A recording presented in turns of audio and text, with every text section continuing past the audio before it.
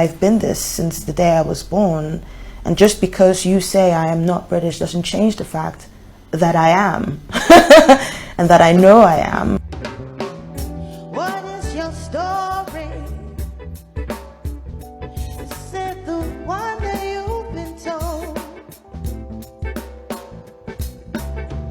Who gets the glory? When your own government tells you you're not who you think you are, then that kind of provokes an existential crisis. It's like, well, if I'm not this, then what am I? And who am I? And I've been this since the day I was born. And just because you say I am not British doesn't change the fact that I am, and that I know I am. Only you can tell your stories and paint a portrait of your truth. Only you can tell your stories and paint a portrait of your truth. And life has changed your talk. Oh yeah, life she's changed you. And you hear all these stories and you see all these documentaries about border control. What if someone physically turns up to take me away from my home, or comes to take me away from my place of work? And also, who can I trust with this information? Because there's a certain stigma attached to being an immigrant or an illegal immigrant or being stateless.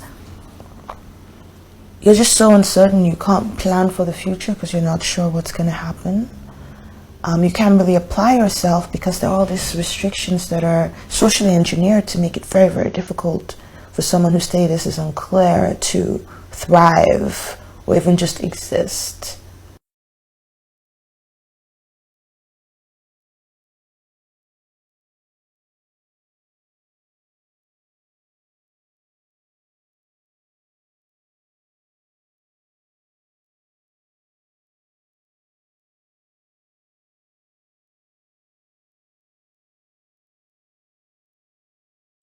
She feels it's really unfair because we were forged under completely identical circumstances, but our life trajectories have very different, right, polarizing outcomes because of our dates of birth.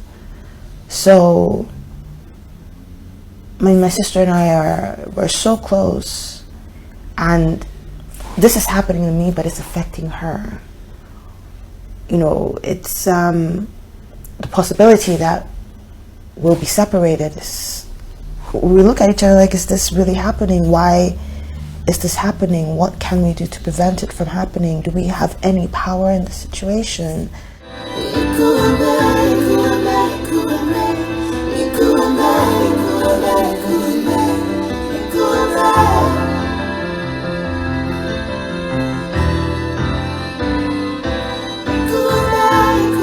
It breaks the spirits.